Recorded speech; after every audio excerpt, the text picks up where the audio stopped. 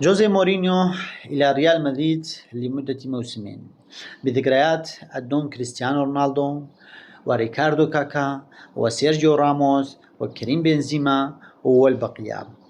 كم كان لمشجع المدريد ذكريات جميلة مع جوزيه مورينيو، كم كان لكلاسيكو إسبانيا هيبة وقيمة عندما كان جوزيه مورينيو مدربا لريال مدريد وبيب غوارديولا مدرب لبرشلونة.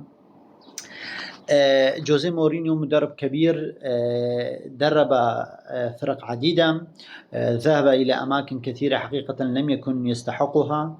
جوزيه مورينيو مدرب كبير ويستحق أن يدرب فرق كبيرة مثل الريال مدريد. أعتقد جميع مشجعي ريال مدريد سعداء بهذا الخبر.